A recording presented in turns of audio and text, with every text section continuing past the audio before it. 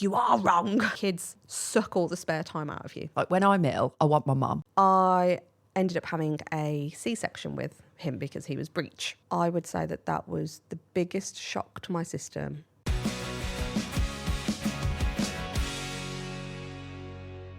So we've had a request for an episode or a topic. So we're going to cover that topic now. It's going to be more heavily weighted on Jo as she's a parent. So we've been asked to talk about how you juggle parenting and running a business. Yeah, it's an interesting topic, isn't it? Because I think so many people, I think you'll obviously relate if you are a parent. However, I personally don't think there's that much difference whether you're a parent or not. If you are busy in general and you've got other things or people to look after. Because, dog parent? Yeah, exactly. And like, you know, even in your case with your 3 dogs at the moment, you've got medication to be thinking about, you've got walkers to come in and act. Like, do you know what I mean? It's managing another living being that isn't just yourself. And a husband. And a husband. Like, we have to think about other people in our lives all the time. Like, we like to think that actually some of them will be a bit more self-sufficient, but let's face it, they're not. Ours aren't very self-sufficient in some cases. God, no. But, yeah, I think the parenting side of it is... I mean, if I take it back to when Clay was born, so first child, I would say that that was the biggest shock to my system I think I could ever explain. And I remember so many people telling me, you know, when people like to give you advice, put their opinion on things. And people always used to say to me, even people in the street, just like randoming, because they could see you've got a bump, and they're like, oh, you're not going to get any sleep soon. I'm like, oh, thanks for that. That's it's always the really nice uplifting stuff that people it's always say, like, isn't look it? at all the shit that's about to happen to you. I'm like, Make the most of the last days you've got. Come on now. But so I ignored it all. And then I remember Clay being born, and I ended up having a C-section with him because he was breech. And my recovery from the C-section wasn't great. It took me a long time to recover from that section. And we were in the middle of a house renovation. And that meant that we had no windows or anything on the house. So I had to move in with my parents with my teeny tiny little baby. And Darren stayed at home with the dogs because the parents won't have the dogs in their house. And we're like, Plus also, we've got a whole home with no windows. But I remember it being such a car crash. It was such a shock to my system to go, like, what the fuck do I do with this thing? Like, I'm so used to being just me. I've just got to look after me. And now there's this other thing. Plus, actually, Clay lulled me into a false sense of security in the hospital because he slept beautifully. I was thinking, I've got this. I can do this. I don't need anybody else. And then, got home and I was like, oh, God, he doesn't sleep and I'm so tired. So in those early days, I would say I juggled it with, like, my mum would watch him for a few hours if I could go and because my business was established enough. I wasn't doing the long-term programs. So how long had you been running the business then when you had Clay? Oh, God. Hobbyist-wise, so alongside the full-time job, probably 5 years. So I had enough of I'd been going long enough that the odd inquiry would come in.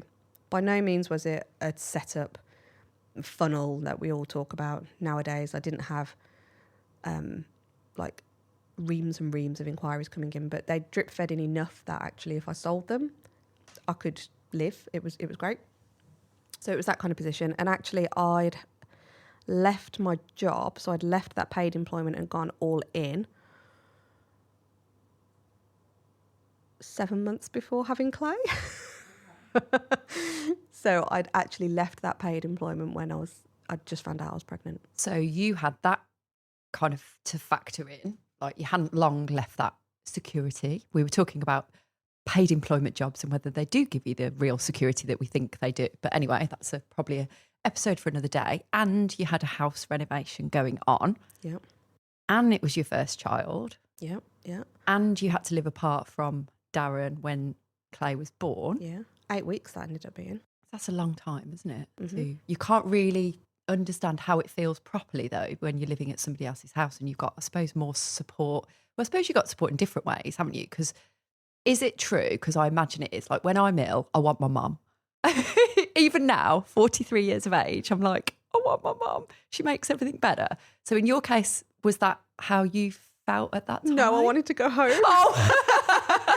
I was really grateful for the support. And we ended up you know how like mum, they mither though, don't they? Oh, yeah. And it was all of this extreme stuff. And I'm like, oh, let me figure it out for myself. I'm quite an independent person, if you hadn't noticed. Really? And I was like, let me figure it out. Like, if I want help, I'll ask for it, type of thing. And then I ended up, or rather we ended up, me and my mum, constructing this I don't even know what you'd call it. It's like the sleep shifts. So the first half of the night, I would stay up and I'd watch TV with my dad downstairs, and I'd have Clay with me, and inevitably he'd like fall asleep in my arms, but I would stay awake. And then at midnight, I would go and so we'd send Mama Sharon, we'd send Sharon to bed at about 6 p.m. I was like, right, you go get some sleep now, like 6 till 12. And then at 12 o'clock, I'm going to come and wake you up so you can have the baby. And that's how we did it for like 6 weeks. And then when I got home, I was like, right, Darren, this is what we're doing. This is what works. And of course, he's like, no fucking clue, because he hasn't been involved in this at all. He just kept coming for like visitation times. 6 till 8, you were allowed to? Well, yeah, because he was trying to do all the building of the house. So it's like a whole big shock to the system. But inevitably, I did have that support at first to go, right, if I got an inquiry in, I'd sell it because I got pretty good at sales. And I'd say to Sharon, I was like, right, can you just watch him for 2 hours whilst I just nip out, go do this appointment, and I'll come back. And that's pretty much what I did. So how many, did you have a set amount of hours you'd work that week, or did you just take it as it came? I just took it as it came. And I suppose you were lucky in the fact that you had that support from your mum and dad to be able to go, could you have them? Could you have him at this time? And you could then be flexible with that inquiry. Yeah, it was really, really useful at that time. And then, but not long after, like literally 3 months later, my sister had her first baby. Oh, of course, yeah. Okay, so very close in age. Yeah. So of course, well, and in our situations, so we're not close with Darren's family aside from one of his sisters. So there's no support on his side. And likewise for my sister, his family is similar. So they don't really spend any time. So it was all on your mum and dad. All grandparent responsibilities landed on my mum and dad. And of course, in my mum and dad's mindset, Kelly, my sister, has got the proper job. So her needs are more important than mine, because I can work whenever. She can't. She's got set times. So when it came to babysitting, Kelly went out. And it used to really piss me off. Like, I was so, like, all the resentment and everything would come up with that. And I really struggled to maintain that relationship with my parents, because, like, why is it okay that you can have my sister's child at 7:30 in the morning and you won't have Clay until like 9 a.m. Well, Kelly has to be in work for 8 o'clock, so she needs to drop her off at 7:30. But I've got work at 8. Yeah, but you don't need to have work at 8. I was like, yes, I do, because my client's got work at 9, so I'm going to see them before work. And it just became a thing. I wonder how many other people are resonating with what you're saying there about the not taking it as serious, like people not perceiving being a dog trainer or dog walker or dog groomer as a serious profession. Mm-hmm. And in terms of that childcare bit, assuming it's more flexible than anything else should be. Because for argument's sake, you can be as flexible as you want to be in any, well, you put the flexibility on yourself, don't you? So if you only want to work this hour to this hour, you can absolutely do it. But as the nature of dog trainers is, we'll take it on whenever, we'll do it whenever. And I suppose that perception drip feeds to family members, and that's what we're putting out there, then that's what they're going to probably think. Yeah, exactly that. Like, you're not positioning yourself as a business, are you? You're going like, I work all I'm just going hours. to go and do this thing for that person and all this, that and the other. But for me, it very quickly got incredibly frustrating. And again, my personality profile was like, I can't be dealing with this. Like, it's just winding me up too much. So let me take matters into my own hand. That D profile again is like, I'm just going to sort this, because I can't deal with and I'm trying to almost make my mum and dad and my sister wrong for their views on it. And it's really hard because, like, in my head, I'm like, you are wrong. Like, you are wrong. How can you not see it? But by me trying to make them wrong, the defences come up, don't they? So it's just causing more arguments than anything. So I decided that actually we're just going to go and look at childcare providers. So I wanted to wait until he was 9 months until I started. You know, because in my head I was like, oh, I kind of want to be that mum that at least I'm there for the air quote maternity leave and then go back to work, even though I was doing the odd bit. But yeah, we ended up finding a childcare provider. And actually, God, you forget this. So Clay was born in the October 2019 and March 2020 hit. So. And what was Darren's job then? What was he doing then? He was a Jaguar Land Rover. He was at Juggle. So he worked shifts, didn't he? Mm-hmm. Yeah, so I hardly saw him. Mm. So he was on night shift, he was on afternoon shift, he was all over the place. So it's just me and Clay. Nobody else was, nobody there. Yeah. And I ended up trying to do some like Zoom things. So Socks released their business in a box during that period. Ended up doing that. Didn't really sell anything off of it though, because it was literally just here's a course. And of course, like, who am I selling it to? Like, there's nobody there. We've both been there. We've done that. I mean, the odd person was there and the odd person bought, but it's not going to sustain me because I didn't have the business set up to But also, that was the first throes of like online stuff, really, because we all panicked and went, fuck, we can't actually like see anyone. We've got to just create all this online stuff. But without the knowledge and the strategy, it was literally just a knee-jerk reaction. So we did what we could. Yeah, exactly that. But for me, I actually used that time to go, I'm going to invest in myself here. And that's when I'd already been in personal development world a little bit, but I went a lot heavier during that period. And I invested more money in myself that year. Now, considering I've got no job because I've just left my paid job, really. Got a brand new baby that I don't know what I'm doing with. That's all new. House renovation. I felt like I was on my own. I wasn't completely on my own, but that's how I felt because obviously mum and dad are busy with my niece, Darren's at work, can't see anybody else, there's nothing anybody can do. So why did you make that decision to invest in yourself at that time? With all that logical fear probably creeping in and going like, this is not what I should be doing. And everybody everything out there would say, no, don't do that. That's a stupid thing to do.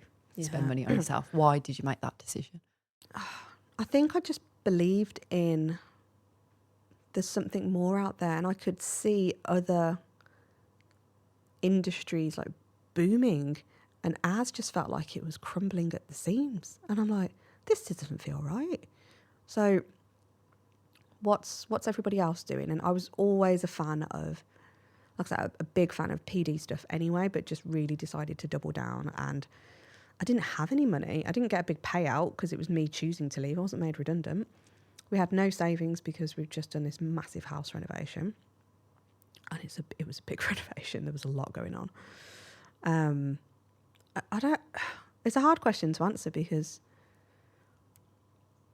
I don't think there was like sometimes people say like, oh, there was this moment and then this thing happened. I actually don't think it was for me. I think it was just this consistency of it's always been there and then suddenly there was time to do it. So maybe it was just that time that my brain opened up a little bit more and there was no distractions from anything to go, well, I'm a bit bored, so let's do something. And what did you have the thought of going, if this doesn't work?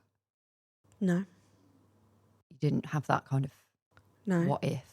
I just thought, if I did have that thought of like, if it doesn't work, I was like, okay, well, what's the worst? What am I going to do to either get that money back, or what am I going to do?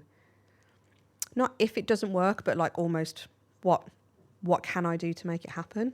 Because it's that catastrophizing in your own head that puts most people off doing a significant investment in anything, really, doesn't it?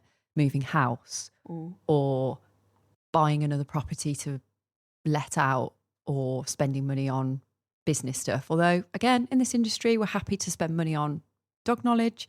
Doesn't seem to compute the same way. No, it doesn't, does it? It's like, and they're not cheap, these. No, they're not. These CBD thingies now. Like, I'd say a good chunk of dog CPD courses now are around the 2K mark. I was going to say between 1 and 2, aren't they? I'd say. So that's like, there's no hesitation with a lot of people in spending that sort of money on that. And do you think it's because of that's an investment? I know it will be an investment because it's stored up here and it's my knowledge and I can give that knowledge to others and it will never be wasted. Do you think that's the thought process of it? I think it feeds the imposter syndrome in us. But it's worth the money for the imposter syndrome problem, isn't it? Yeah. Because that imposter syndrome is so high on the priority list, that feels like it's going to solve it. That's like the biggest pain point I would say a lot of us in the dog world have. I agree. Huge pain point that I don't feel like I know enough. I don't feel like I'm good enough. So actually, here's another course. Do that, I'll feel better. But you never feel better because actually you are, it's that old added thing, isn't it? It's like you're just going to treat the symptom, not the cause. Yeah. In fact, we were on someone else's podcast. Might have even been the one we did yesterday. And we were talking about, it was. And we were talking about, we had the opposite problems, that you had imposter syndrome with dog training skills. And I've never had that. And probably because of how we came into the industry and my journey and yours were very different. But I've had it hugely about the business stuff and you haven't, because that's been always there in the background for you. And if I look at me as a flourishing in the cult of the business world and personal development and mindset and all that stuff now, I could be that person with imposter syndrome, like a dog trainer that feels like they don't know enough about dog stuff and go like, I need the next thing and another thing and another thing. And what we've done is, because we have invested really strategically and we've gone, we need this bit of knowledge now to be able to take the business to this point, and now we need that. And like this year is all about the implementation of all the stuff we've invested in. Like we've done a lot of the implementation, but there's more that we've got stuff sat there that we haven't actually used. So like no part of me now feels like we need anything else this year.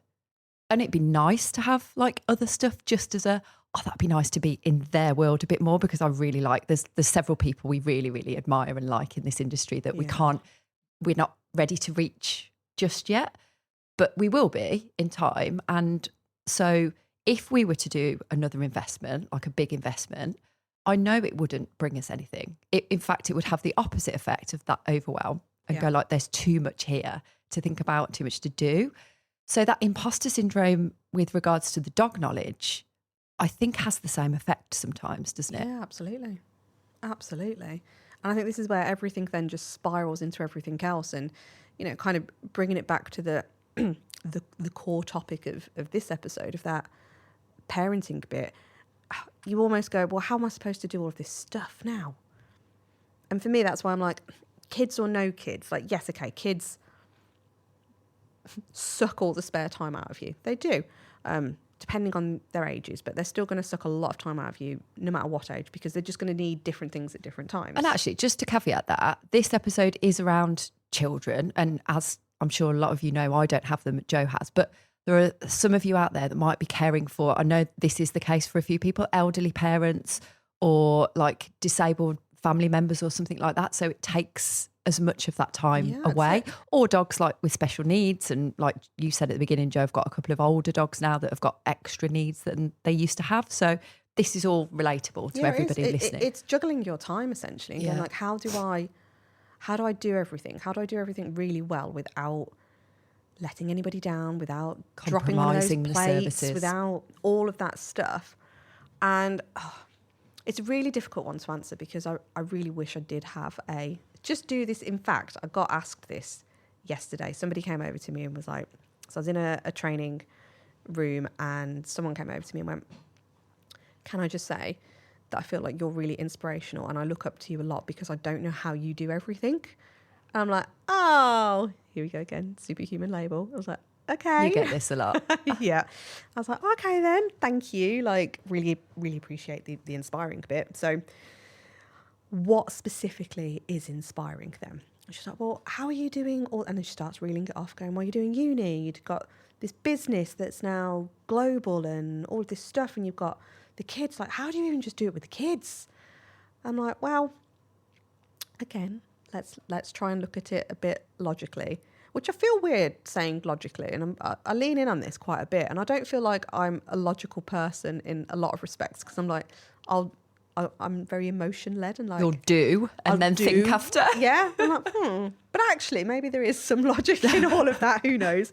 But for me, I'm like, even with me home educating the kids now, what nobody has ever asked me actually is, what does your diary look like with that home education?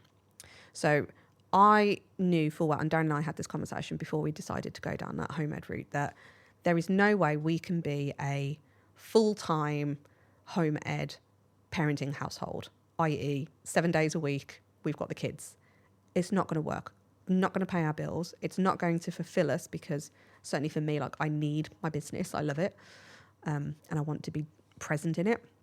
So how can we home ed in a way that suits us without compromising the values that we've got behind the home ed bit? And we were fortunate enough to find this incredible facility sounds like a bit of a dodgy institution, doesn't it? But this provider, here we go, this childcare provider. Facility. Couldn't think of anything else. Offenders facility. But no, found this amazing childcare provider where I just refer to it as like Peter Pan and the Lost Boys. It's incredible. It's literally 10 acres of woodland. They've split it up into 2 camps. You've got like the nursery camp up until age 5, and then you've got the home ed flexi camp, they call it, ages 5 to 11. And you can do up to 4 days in there, paid for. I was like, ooh, okay, let's look at it. And anyway, we loved it. And that's where they go. So currently we're utilising them 3 days a week, 9 till 3. Now, if you think about it from a logistics point of view, that doesn't mean I get to work 9 till 3, because I'd have to leave my house about 8:30. So essentially I'll wipe out the morning, because it's breakfast time and getting lunch boxes ready and all that stuff. Drop them off. By the time I get back home, probably like 9:30, after you've done like a few little hellos and a few chit chats at drop off and everything. So my working day would start at 10. Oh, and you've got the dogs to factor into this as well somehow. So working day starts at 10, and I need to leave again at 2:15, 2:20 to get there for 10 to 3.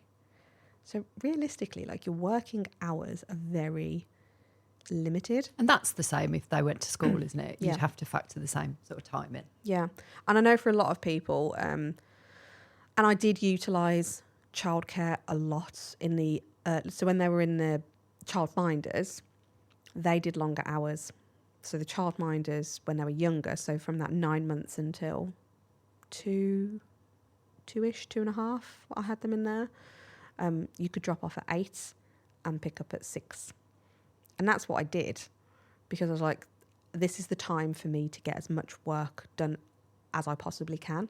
So I spent those early 2 years like really building the foundations of the business and going all in. And even last year, looking at what we've done with CBA, utilising that time that we've got with the childcare provider in those much shorter hours, because technically that's what, like 4 hours a day you're using, and it feels like, how are you going to do any of that? And I think this is where planning is so crucially important. And I remember you and I having this conversation, and we've talked about this on other episodes before anyway. How did you used to feel about planning your diary? Oh my God, it scared the life out of me. You wouldn't do it. I wouldn't do it. You wouldn't go anywhere near it. It really scared me. It scared me because I felt trapped by it. If I was working I felt like it was too rigid. Like if there's something in there in 6 months' time, I was really, really reluctant to do 6-month dog training programs initially. So I started with 3. I was comfortable with that. I can work 3 months ahead. And then I started going to 6 months. And then when you were saying, like, we need to put this in the diary for the end of the year, and I'm like, what the? Yeah. We've got clients like this now, though, haven't we? Oh, we have. But I can So totally many of relate them. because I know how it feels. Mm. And how does it fit? And again, I know we've kind of touched on this before, but I think it's important, because how do you manage your time now? Because we're planning up until like mid 2026 at the moment. I love it. I love knowing what's what. And I've gone through my diary yesterday and put some me and Gareth time at like weekends where we can either go away or at least we do something together on the weekends, because the weekends are filling up with stuff that we've got going on, with being away for this, being away for that. We're here a lot at the studio, weekends for another reason. But I was like, I need to put that in now, because if I don't do it, that's going to run away with me and I'm not going to have anything. But I almost, where that used to panic the hell out of me, now I'm like, but that's okay, because I wouldn't have scheduled anything like that in before. So now I feel really good that I've actually put stuff in for us and gone like, this is like Gareth and Vicky time in this bit. Do you feel like you can actually do more? Yeah. It's weird, isn't it? Yeah. It's really, really weird how it flips It's like your that brain. contradictory thing, isn't it? It's like you feel like it's Just so restrictive. juxtaposed thing in your brain, yeah. I can't explain it, and I can't, for people who are going through this process and fighting it, literally throwing your toys out of the pram, which is what I did. Poor Joe had to like me go, no, even like the Google Diary switch over. Oh, getting rid of that paper diary was like a massive wrench. So hard. And then I had a digital diary, but it was like not a Google one, because I didn't quite like the colours on the Google the Google calendar. And you were like, no, come on, this is ridiculous. That pained me for months. Yeah. And then I don't know what it was. Then one day I just went, oh no, got rid of it. The app went, didn't it? Oh, that's right. So they got rid of the app. And I was like, Joe, I remember messaging her like there was some panicked, like, be like you say, one of the kids has cut their head off or something. I was like, oh my God, the the app's gone. And you were like, well, what are you going to do about it? And I was like, well, Google, it is. And then literally like a day after I transitioned to Google, I was like, what was I worried about? It's absolutely, there was no issue. It was a non-problem. Yeah. Oh, that used to be that phrase, didn't it? It's like, it's a non-problem. It's a non-problem. I say this to my mum a lot. Mum, it's a non-problem. Yeah. Why are you telling I me? think like scheduling and just knowing your time, and, you know, I for me, I actually feel like that the opposite at the moment, because my time is so planned, which is the good thing. I like that about my time. But because I've tried to, so this year I've decided that I want to adopt more of a wife role and a mum role, which is unusual for me. Very. Like I thrive in business owner mode. I love it. I know exactly what to do. I know exactly how to get things done, and I'm good at it. So I've said this year I'm going to switch the focus, not switch it completely, because then that'd be a bit weird. But do you know what I mean? Like open up a little bit more time and just be a bit stricter with what I allow to go in my diary. And I actually feel like I've done a really good job at it. However, looking at it because I already had a lot of stuff booked in for this month anyway, as a follow-on from year previous. And I've looked at it and gone, oh my God, I'm actually feeling really overwhelmed and going, how am I going to get everything done? Because I don't feel like I've got as much time as I used to, because I have chosen to go, I'm going to step into wife role a bit more. So actually I've switched my evenings off. I'm like, oh God. And in the grand scheme of things, like I never really did a huge amount of client facing stuff in the evening anyway, be like the odd one. But almost knowing that I had that time if I wanted it. And now I feel like I can't have that time because I've said I'm not going to do it. That is what I'm struggling with at the moment. You're struggling with your own boundary that you've I'm put struggling in, with my own boundary, yeah. which is really interesting, isn't it? I'm really struggling with it. I'm still doing it, but I'm struggling with it. It's a wall that I am taking down brick by brick. But that's how it needs to be done. Look at me in the calendar. Like if it hadn't been for that app disappearing, would I still be holding on to it? This is it. And you know what? And I think this is the thing, like you're never going to see change straight away. Like I know full well Darren will be listening to this and he'll be thinking, fucking hell yeah, nothing's changed because I've still got the boys and you're down in Peterborough having a laugh and doing this podcast and all that stuff. But I know, and you know, Vic, like you know that those bricks are coming out piece by piece. I do. And I don't think you'll see it until possibly even 12 months' time, because you're just in the thick of it, aren't you? And I think that juggling bit, like, so I was out at a full day training yesterday, as I've mentioned. I got in about 6:30-ish. No, must have been about 6 p.m. My sister-in-law had the boys for me. And this is only a recent thing as well, with my sister-in-law having the boys. And this has kind of grown over the years of the boys have got older. Like I started off with having my mum and dad available for a short period of time. That then went completely out the door. Then for a good chunk of time, for like those 2-3 years, I paid for a childminder full time. So that gave me like those 5-day weeks. And then I was, I'm fortunate enough to have Darren in my life, like we're still what do they call it? A nuclear family. Like we're all still together. God, I haven't used nuclear family since sociology in the A-level. Sociology. God. But we're fortunate enough to be in a position that we're still together. We've still got the kids. There's been rocky times, but we're all still here. We're all still standing, so that we do work as a team and, tag one another in when we need it. And it's that balance. And it's not always easy. It causes more arguments and stress on our relationship rather than the kids, because we choose to obviously put the kids first. I think that's probably a big challenge for a lot of us out there with kids, or even with dogs. Like if you've got a partner that you're living with that, I don't want to say who doesn't pull their weight, but if you've naturally fallen into like your own roles, care role of, well, I'll do this more and then you do that bit more. And, we all do it, don't we? Whether you call them the blue and pink jobs, as we kind of, and then you have your purple jobs when either one of you could do them.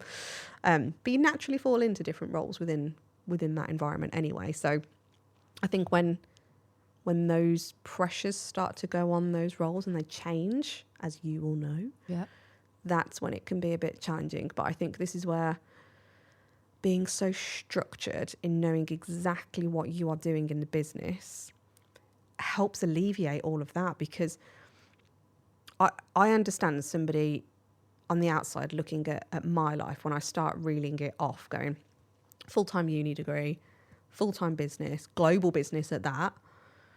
So all the different time zones we have to account for. The kids, being a wife, still living in a house that's not fully finished. So all of that, it's a lot. Now chuck in my mum, my dad, like there's every possibility that they might be moving in with us this year. So that's a whole other thing that we're going to have to navigate. And you can see how it sounds like, how the fuck are you going to cope with all that? So here's a question. Yesterday you did that full day training and you got back at what time? About 6. So someone looking at that, exactly like you've just said, someone from the outside looking in, you've got all that stuff going on. Why on earth would you choose to go and do that for a day when you could be spending time with your kids, working on the business at home, doing client calls, doing something like together with this? Why would you make that choice? What is the reason why you've gone, that is in my diary, it's a whole day, I'm going to go and spend time at that place? Ooh, good question. Do you know what? Being completely honest, in the morning, I felt a bit rough the last few days and I've pushed through on everything. And then yesterday morning, I was like, do I go or do I actually stay at home and tell myself the story that you could do with resting, because we need to be here today to do this recording. Can't cancel that. I could have stayed at home. I could have started my dissertation that I still haven't started. I could have done a load of stuff yesterday. And I did have the thought in the morning. And even whilst it's so fascinating to me that as soon as I had that thought, I actually felt worse. Like it's like my body was trying to prove to me that, yes, you should stay at home today. You do feel bad. I'm going to help you out. I was like, no, I'm going to go.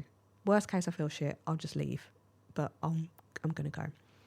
And for me, it was that importance of, I know full well, even though my body may not feel energized by the end of it, my brain will.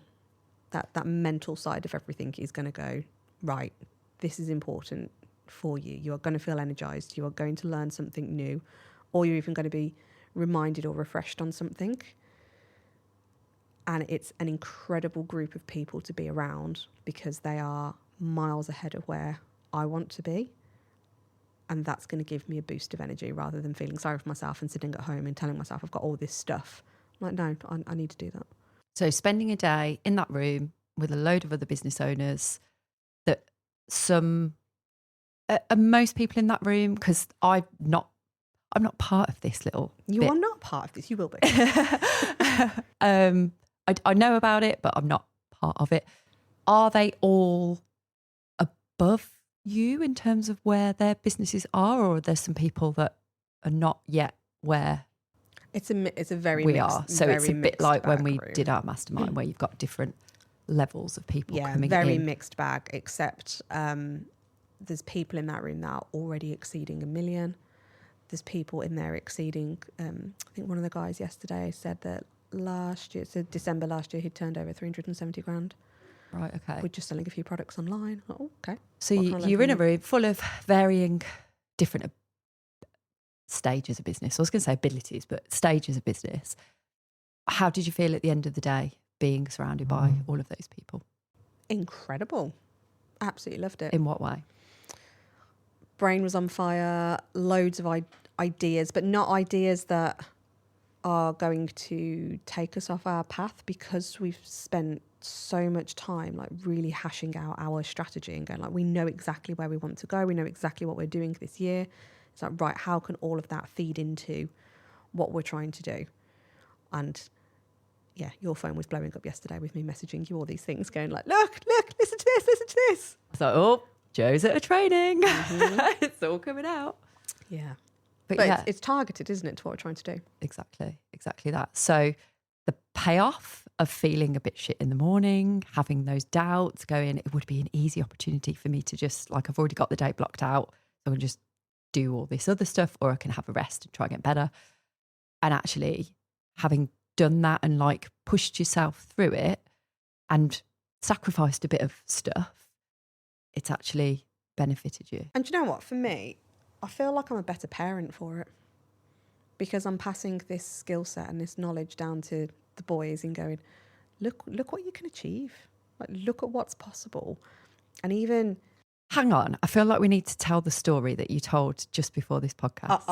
Okay. Can you tell it? Yeah. So the training that you were at yesterday was it's a sales academy, isn't it? Yeah. That you're, and when you hear that, by the way, please don't feel icky. It's sales with integrity, with the customer at every part of the focus is customer led. So I've been with these guys for about 6 years. very ethical sales. So please do not think, oh my God, what are they doing there?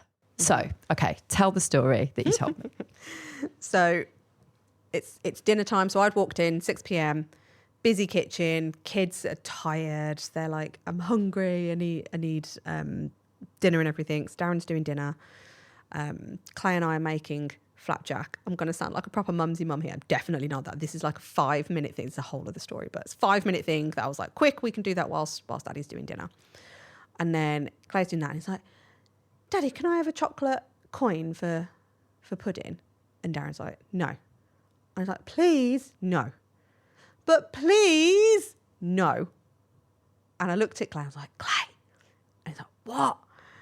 And I gave him a little wink and I was like, because we've been having this conversation about what to say. I was like, try your question. And he's like, oh, okay. It's like, Daddy, what needs to happen for me to have a chocolate coin for pudding? And Darren just looks at me and he's like, you. And then he says to Clay, it's like, great question, Clay. I know. Why don't we? And they came up with a solution. I'm like, brilliant. Fucking love it. But look at that as a skill set. Instead of this like battleground of like, can I have this? No. Why not? Because I said so. All that crappy parenting. But I say crappy parenting. It's crappy because we're likely coming from a place of stress. We're tired, got other stuff on our mind, all that negative energy. And it's not explaining to the kid why No, not. it's They not want to doing know, anything. well, I want this thing. Why are you not letting me have it?